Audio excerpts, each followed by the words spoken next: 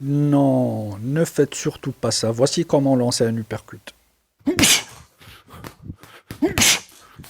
Je dois vous montrer la bonne technique. D'abord, voici ce que beaucoup de gens font quand ils veulent faire un uppercut. Comme vous voyez, ce mouvement est exagéré. Votre adversaire lira facilement votre jeu, donc il ne faut pas trop charger. Comme ceci. Ça ressemble un peu à ce que fait Mohamed Ali ou Sugar Ray Leonard. Il ne faut surtout pas faire ça. Tu dois la sortir depuis ta garde, près de ton visage, directement vers le haut en tournant les hanches. Ton uppercut doit être directement vers le haut. Puisque, une autre erreur que je vois, des gens frappent vers le côté.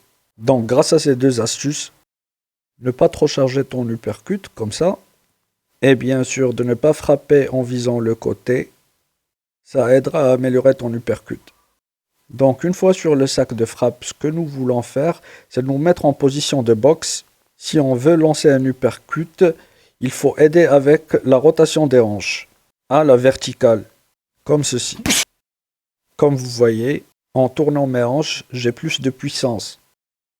C'est ce qu'on cherche finalement, c'est d'avoir de la puissance dans l'uppercut. On peut être léger s'il s'agit d'un coup de préparation, je parlerai de ça plus tard, mais là nous cherchons à avoir un uppercut puissant. En tournant les hanches, ça monte vers le haut. À la fin du mouvement, le bras doit être devant le visage. D'accord? Un autre truc important, si par exemple vous êtes dans une salle de sport, regardez-vous dans un miroir. Simule un uppercut et tourne ton bras ensuite. La position finale de votre uppercut doit ressembler à la position d'un direct. Ma main est là, les hanches tournées, le talon hors du sol. Il ne faut pas se pencher sur le côté. Une autre erreur que je vois, il ne faut pas trop se désaxer parce que déjà la puissance ne sera pas au rendez-vous, mais également il est difficile d'apporter un autre coup.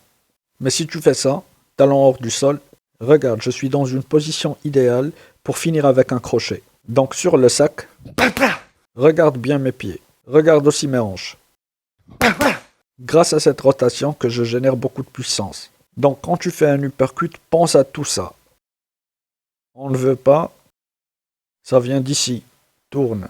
La fin du mouvement devant ton visage, pas vers le côté. Le talon est également hors du sol. Il faut aussi transférer ton poids sur la jambe d'appui. Une autre astuce à savoir, si vous voulez faire un uppercut, c'est de pousser votre bras. Mike Tyson le faisait en plongeant et en poussant. Certes, c'est plus lent, mais ça dégage beaucoup de puissance. Comme ça. Maintenant, concentrez-vous sur la bonne forme et la bonne technique. Et je vous garantis que grâce à ces astuces, votre uppercut va s'améliorer. Clique ici pour apprendre le shadowboxing en 3 minutes. Clique là pour voir ça après.